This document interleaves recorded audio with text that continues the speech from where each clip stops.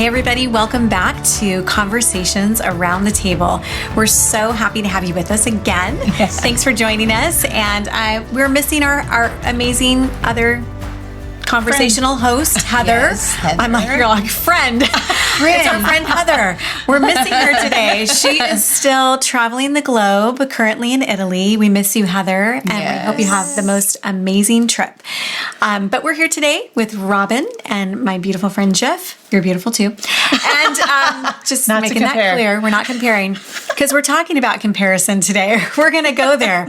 We're going to talk about just truly this whole idea around, we've all experienced it, how easy it is to compare our lives with others around us because we live in such a highly energized culture around the Instagram highlight reel, right? All we see on social media is everybody's best moments.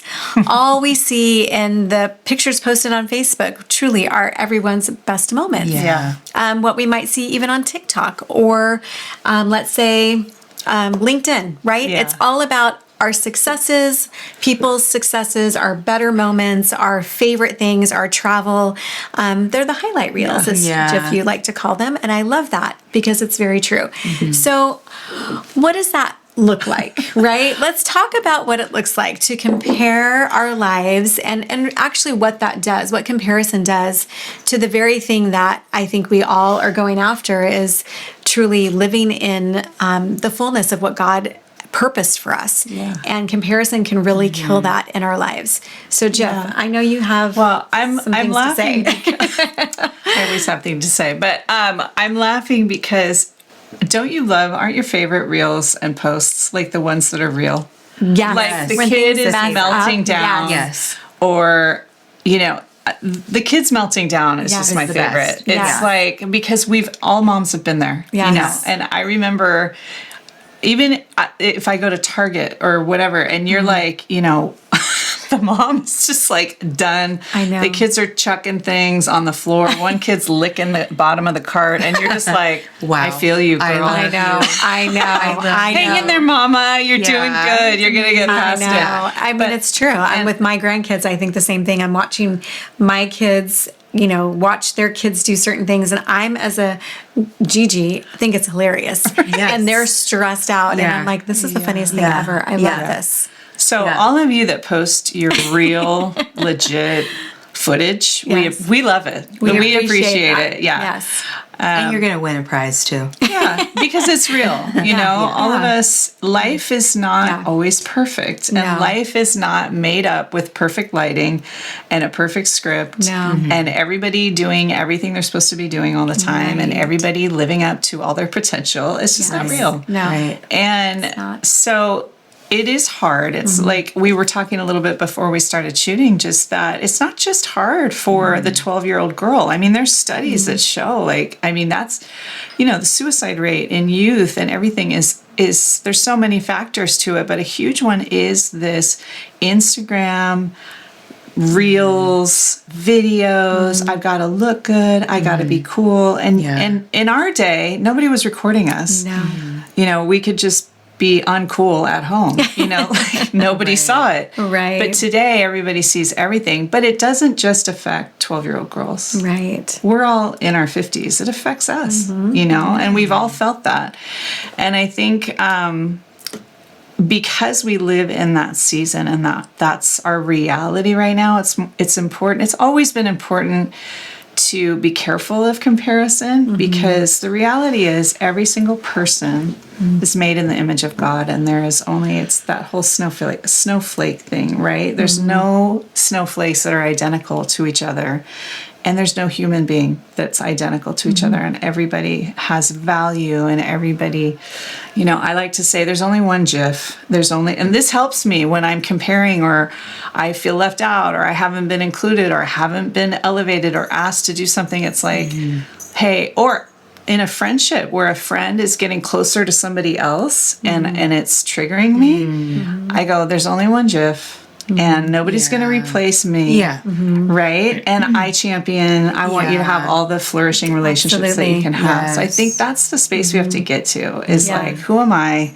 Where's my value? But it's such an important conversation more than ever now because of Instagram and everything. Absolutely. Yeah, it truly is. And I hear it in conversations. I hear it around me. I hear it in, all age groups, the 20 somethings of my children, and their age groups to the, the 30s and the 40s and my friends. It's very easy to compare your life to other people because we're seeing it. Like we're seeing it all the time. And what we choose to do with what we see is really what we're getting at, the heart of it. Like, what do we choose to do with the fact that someone got something that you've been praying for? And how do we respond to that, right? How do we compare our life to the person who's stepping into something or is receiving something or is actually accomplishing something that's been a dream in our heart or that's actually been something we've felt like God gave us to do or to accomplish as well. So, Robin, you want to speak to that? Yeah, I think about when I was young. I mean, I still have a 17-year-old at home. When I was young, magazines were a thing, right? Yes. These paper magazines that you would buy at the grocery store or, have delivered to your home. And I think about, oh, hi, Gigi. Hi, Gigi. Hi, pretty girl. Okay, come on. I think about just that, wow. Gigi brave. You can toss her off. I don't want to. It's okay. Just get down. Get down. Yeah. I think about the magazines that were delivered to your house, and when magazines were a thing, that was more of a celebrity culture, like the real celebrities, True.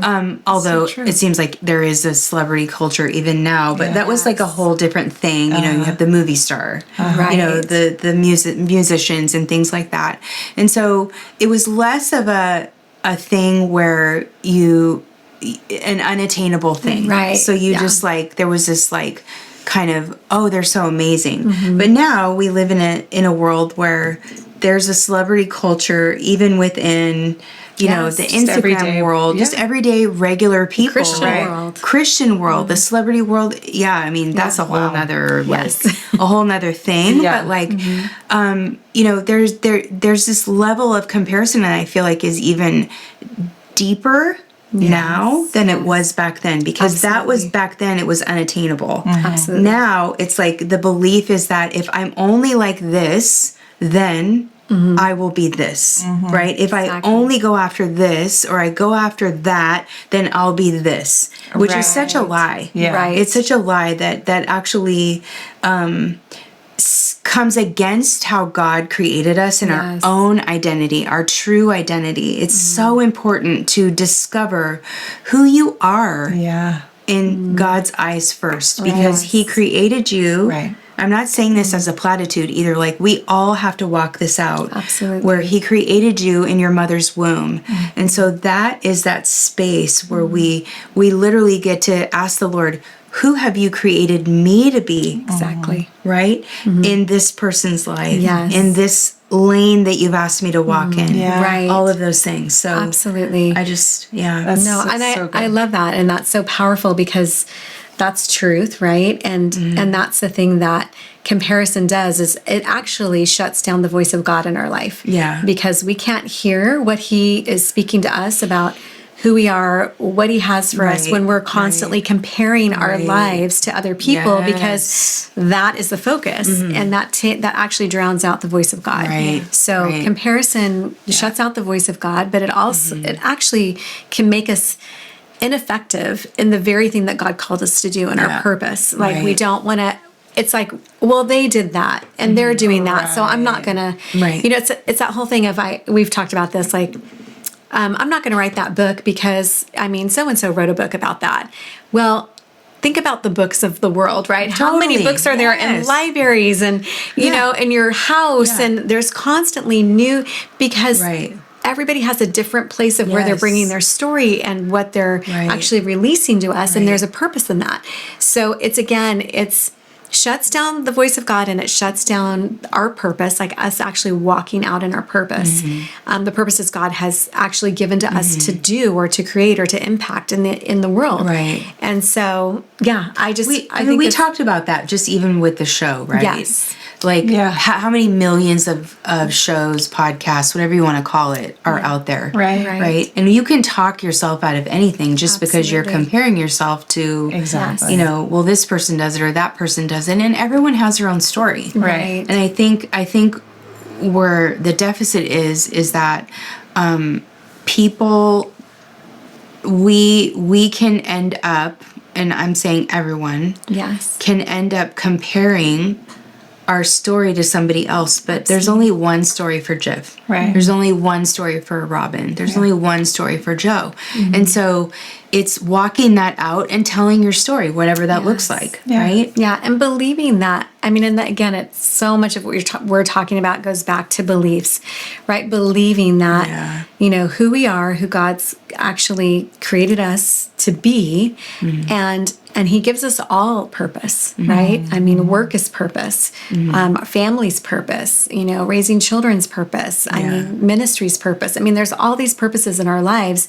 And so we walk in and out of those seasons, but we have to be, I like to say, fully convinced, right? It's like being fully convinced of who God's called you to be, who you're actually supposed to be connected to even in the seasons of your life, because all of that drives us to action, and believing God and stepping into action because we believe what he's saying.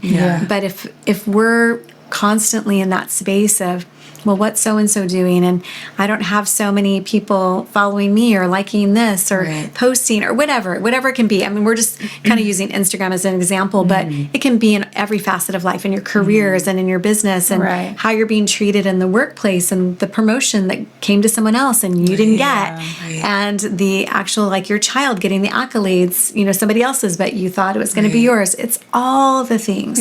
It's just it's subtle, and you have to catch it. You have to catch it. You have to catch it. And I think the danger, and we've said this, is that we, like to what you were saying, everybody has their own voice. And so if you have a book in you, you should write the book. If you have words to share that God's given you, you should say the words. It doesn't matter if someone else has said it or written it. You have your own unique God-given voice that needs to be heard. But also the danger in all of it is that we start to, at least, and this is just when I've struggled with it, we start to doubt God. And we start to doubt, am I important? Does he love me? Do I matter? Do I matter? Am like if they're so wonderful, what does that say about me? Why do I get passed over? Why? And you guys know our story with going through infertility. That's what that felt like a lot. It's like, I always would say, it's like, the little kid waiting in line with the teacher, like for the little candy. It's like one for you, skip. Oh, we ran out. One for you. That feels great. And it's not just with that, but there's so many facets of life where we feel skipped over. Absolutely. Or we feel like, why do they win at everything and why do we struggle at everything? And I think it can just take you to a place where you start to doubt God and start to doubt his love for you and his value. So I think for me, it's helpful to go, all right, Lord, again, and we've talked about this. What do you say? What do you say about me? And again, it's that you really can't overcome this if you are not in a really good, intimate relationship with the Lord. Right? If you are not spending time where you can hear his voice and you can say, Lord, this hurts. Like even admit that it hurts. That I'm triggered. I feel like I'm being skipped over. I feel like I am invisible. I mean, I experienced that. I had an amazing family, but I felt invisible a lot. And so we can all feel like that. And so to come back to the Lord and go, okay, what do you say about me? How do you feel about me? I love asking him that because he says the most wonderful things. Totally, he does. It's actually a great exercise. And I know, as I've mentored in different seasons of my life, and that's one of the things I would always encourage the women I mentor to do is to spend time with the Lord every morning, asking Him, that question. What is He saying to you about who you are and what you mean to Him? That changes everything. And it's always so shocking. I remember when I would do and take those moments to do that, I was so surprised by what He would say, and I was so overwhelmed and just taken back at His incredible loving kindness. Right. Well, I think too, just we live in such a fast culture. It's fast fashion. Nothing is made well anymore. If you want a new couch, you just go get a new couch. Like in our grandparents' day and age, the vacuum cleaners lasted 50 years. Now it's like you have to change everything 2 years. I think I have that vacuum. Is it a Kirby? It's probably, yes. And it's still running. But I feel like there's this lie that is like insidious in this generation, that if you don't have this and this in a row at this time, you're not married at 22, you're not, that somehow the waiting is despised. And the waiting is actually this secret place with the Lord that we get to say, I'm doing things at 55. I'm 55 now that I've dreamt of at 30 years old, 25 years old, but there's a time and a season for everything. And I feel like there's this like waiting has gotten lost. Absolutely. It's an insidious lie that says everything has to be boom. Let's change it. Let's do it. That's really true. That's so good, because I remember, back in the day, we bought, when my husband and I bought our first home, it took us 10 years to buy our first home. And nowadays, that's not the case for people. They get married, and it's like within 2 years they want to own a home, or they feel like they should own a home, and all these things. And obviously, in that season of time of 10 years, we lived overseas for 3 of those, so there was that too. But I remember when we got our first home, I remember going, Lord, I'm so grateful. Like, this took so long, and I felt so behind because it took us so long, but I was so grateful. Like, I think more grateful than I would have been if I would have gotten it in 2 years. in the quickness of what I felt I should have had it in, right? Yeah. There's something about the waiting that actually produces a greater ability to see it as a gift and character, but also just gratitude. And appreciation. Appreciation, not feeling like I should, or that entitlement wasn't even there ever, because we had to work so hard to get everything that we had. It wasn't just given to us. So there is something really powerful about the waiting and waiting with the Lord in that, and standing in faith that like, it's not that He doesn't have this for me, but there's something about the timing of God. And so to not be in the place of always comparing, but actually going, there's a timing to things, and I want His timing. His timing is not always on our time scale, but it's perfect. And it's actually, there's intentionality in the timing of God, and we don't always get to see that until we're in those moments. Well, it's kind of like when you're raising, your family, right? You don't always give your kids everything instantaneously, because then that doesn't cost them anything. And waiting costs you something. It's called faith. Like faith. Faith matters. We have to wait on God for those things that we're contending for. You don't want to just, every time your son or daughter says, I want fruit snacks, or I need this new outfit, or whatever phase they're in, there's things that we have to like, it doesn't stop with us as adults. Right. So it might when you become a Gigi, though. I know. Because whenever Levi wants to do snacks, I'm like, you get whatever you want. You got it. Grandma's rules are different. I know. I have borrowed grandkids. I'm like, you can have anything you want anytime. Do all the cartwheels in Target. We get to do that. We get to do that. We get to, but it's good. But that instant, like, needing something now is such a, it's just gotten more and more like that. It's a lot in this culture and in this time. And there's something about patience. There's something about, the Bible says, wait on the Lord, and He will renew your strength. And you will rise up with wings like eagles, and you will run and not get tired, and you will walk and not faint. Yes. And You know what? there's waiting. You say that about the Eagles. I've been so obsessed with The watching Eagles, the the Eagles babies. I know, on I'm obsessed with YouTube. them. Like I'll just lay there for like an hour at night and watch they're the Eagles. huge. They're getting so big. Yeah. But the thing is all they do is sit there. Yeah. All they do is sit there until the time for them to be released. Yeah. Right? And so we can't despise the waiting. Yes. You know, the mother and the father, they watch over the eagles, and then, you know, as time goes by, the nest gets more uncomfortable because they're growing. Well, that's even not just as children, but as adults. Like the Lord is pressing something into us while we're waiting. Yeah. And so we can't compare, like I can't compare my life to Jiff. Right. You know, and your campaign, Right. or whatever, like whatever we're released in that moment, is because the Lord has called us to that place. He's pressed in something into us so that we can be released into the new thing. Yeah. So don't despise the waiting. Don't despise the Don't waiting. compare. And I think just to circle back Yeah. really quickly to something you said earlier, and I think this is part of this conversation of comparison, is that, you know, we were created as seasonal human beings. We live in seasons of our life. It's not like all at once everything happens. So, you know, there's a time and a purpose. You know, the word says there's a time and a purpose. So we live in these seasons of our life, and all seasons add and build unto the next season. Yes. But we can despise a season because we're not, you know, over here, and we want to be over here, and we're thinking, why am I still here? Yeah. But this is actually the season you need to be in so that you can hold the weight of what this season is going to be about. Okay, and I heard the craziest thing. Maybe you guys heard it. Chris Valentin talked about this a couple weeks back, maybe, where it was like, not only do we need to be mindful of our own seasons for our own life,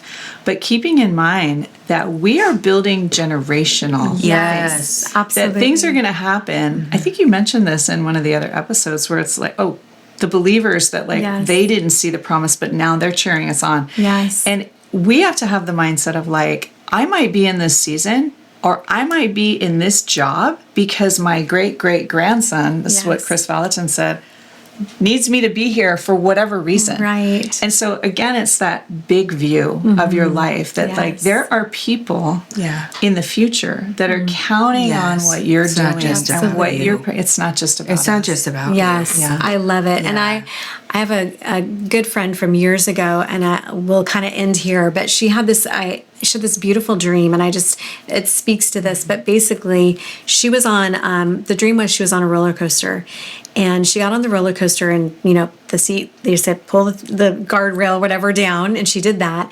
And then she realized, I don't want to be on this roller coaster.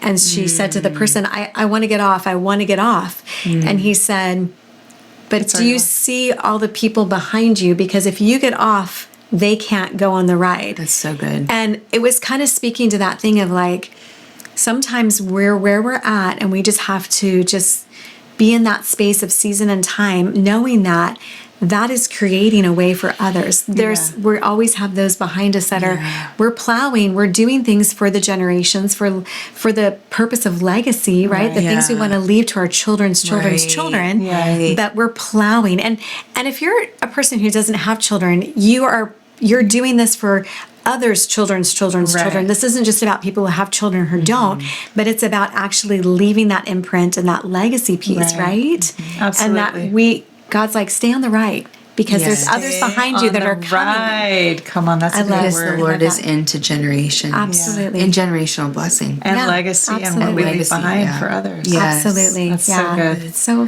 fun. So, key points. Yes, key points. Go. The insidious lie of Yes. this generation is that everything is fast. Yes. It's Absolutely. not fast. Yes. It's actually really powerful to wait on the Lord and lean into Him while in the waiting. Yes, and that comparison will kill the voice of God in your life. Yes. And it will actually cause you to be inactive in the purpose that God has for you in your season. So Right. And kill your own identity too. absolutely. Yes. And comparison will also keep you, or can lead you to wrong beliefs about the Lord, and also keep perspective of where you're at, what season, what's happening, because you don't know who's behind you that's going to benefit from it. Right. Absolutely, Right. yeah. This has been so good. So good. We hope you've enjoyed this. Truly, like, our hearts are just to encourage you and inspire you to live the life that God has called you to live in every season and in every situation and circumstance that you're in right now. So we would love to hear your comments. We'd love your feedback. Like and subscribe. Just know that we are so glad that you're on this ride with us, that we're on. We're on this ride together, and we love having these conversations with you. So thank you for joining us. We can't wait to see you next time. Bye. Bye.